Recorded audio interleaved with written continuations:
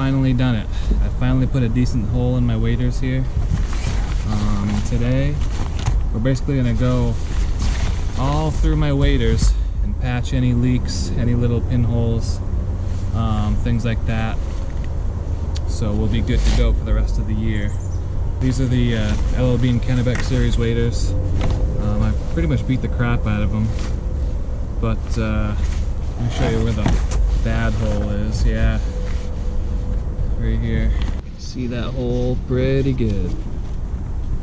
It almost looks like a burn mark, and that's because I had them in the back of my truck and something rubbed up against it, so now we gotta patch it. Awesome. And what we're going to use today to patch these with is Aquaseal. So what it looks like, comes in a tube like that. You can also get it in a little patch kit like this, and with that it will come with a small tube of Aquaseal, a little application brush, and a few patches. So if your waders didn't come with a patch, then you can get that kit, and really that's quite a bit of Aquaseal right there. You don't even need that much, but if you buy the big tube like this, put it in the freezer when you're done, because that's how it'll last. It'll harden up in that tube over time, so just pop it in a little plastic bag, put it in the freezer until next time when you're ready to use it again. Okay, so there's a bunch of ways to test to see where the holes are in your waders, where they're leaking, and what areas you're going to patch. Some people fill them up with water, but there's also, you can do more damage with that than you can good. So, you know, just imagine filling these waders up. They're all like a welded seam, a heat welded seam. You get all that weight of the water in there, you can blow those seams right out. So that's not really that good of an idea. If you want to just fill up from like the knee down to check the boot and see where the boot's leaking, that's a good way to do that. Fill it up with the water, but don't go really past the knee. But the best way that I've seen, and the best way that I've figured out how to do it, is to use some rubbing alcohol either on a towel or put it in a little spray bottle like this. So what we're going to do is we're going to flip these inside out, and we're going to spray this across there. And any spot that might leak, it'll turn dark, because this penetrates a little bit better than water. It'll kind of pinpoint where those leaks are, and we'll take a Sharpie and circle all those holes on the inside of the waders. But you can use water too. This evaporates a little quicker, so you can start working with it sooner, and it penetrates a little bit better too. So let's flip these things inside out and see what we got going on.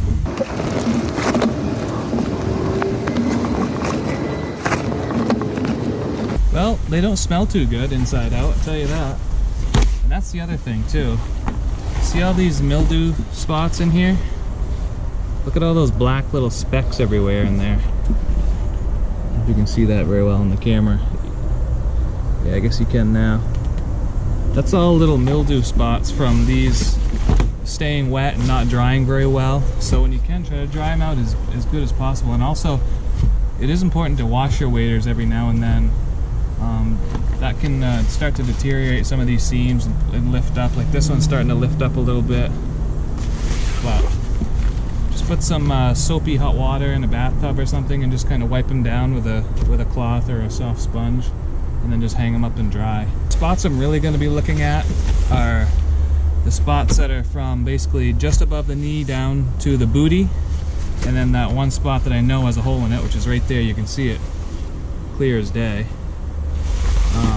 But we're really going to look at the knees and just above the boots, because that's where everything kind of comes in contact. When you're walking through the woods, you're breaking through branches and stuff, it's always hitting there. You're kneeling down in the stream, so that's a good spot where there'll be a lot of wear and tear on your waders. I don't really know if these have any leaks in the front, but we'll find out when we spray this alcohol on there. This is about where the knee is, so I'm just going to go a little bit higher than that.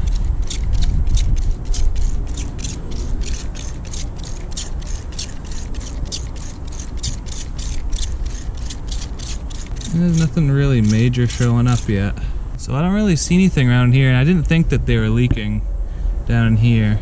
There's one little spot that kind of turned dark right here. Just circle that. Oh, there's a spot right there. There's a dark spot right there that's been leaking, looks like. Sharpie probably isn't the best thing to use because the alcohol will make it run a little bit.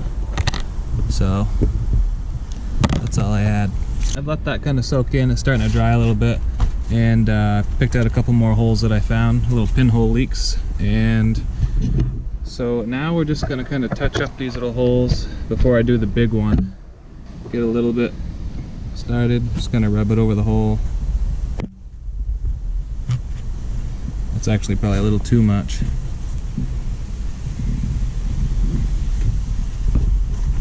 Just kind of rub it right over the hole there, like that. Just kind of dab it in there. And the next thing you can do is kind of just work it into the fibers a little bit with your finger.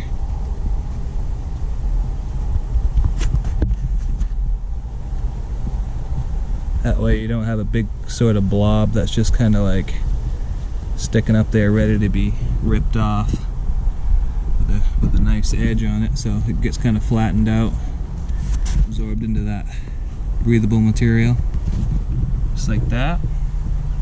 Just putting the paper plate in between the waders because this is a decent sized hole and I don't want it to kind of get on to the other side and stick, so we'll just kind of hold that up a little bit. These bigger spots like this, you want to put the Aquaseal on, spread it around a little bit, let it sit, let it tack up, and then you can take your patch and stick it on over that one.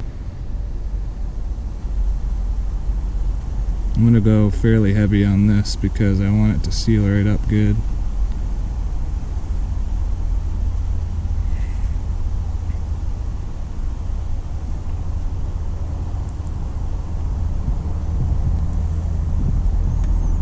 I might even put just a little bit on the other side of the wader once this patch is on there and it's all hardened up, just to kind of fill it in a little bit, but you don't want a lot. Just kind of like spread it out nice and thin.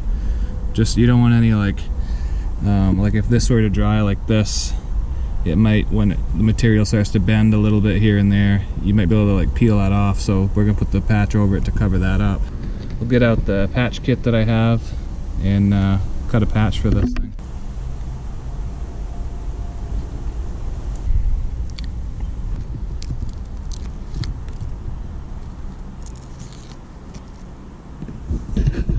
See, it's almost see-through, so it's that breathable material.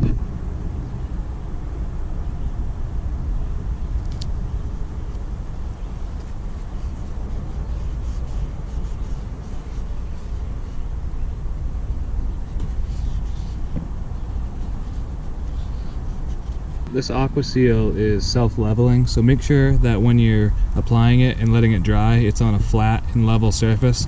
Otherwise, the stuff's going to run down your waders as it dries, and it's going to look like crap. These patches that come with the Aquaseal little patch kit that you get, they already have adhesive on the back and they're super sticky. So if you guys want to pick one of those up, you can just click the link in the description. It'll take you right to Amazon. You can buy it. I've linked that patch kit and I've linked the big tube like this in case you just want the tube. Really well dried. That's what it looks like right now. Doesn't look too bad, doesn't look too hideous. I might put a little bit of that Aquaseal just on the outside, a little bit, just to really seal that up, but should be all set. So after you've patched these waders up like this, you want to wait. I would wait overnight before you use them again. So there's just a quick and easy tutorial there on how to patch some waders. If you guys like this video, give it a thumbs up. Make sure to subscribe if you haven't already. Check out the rest of our videos, and we'll catch you guys next time.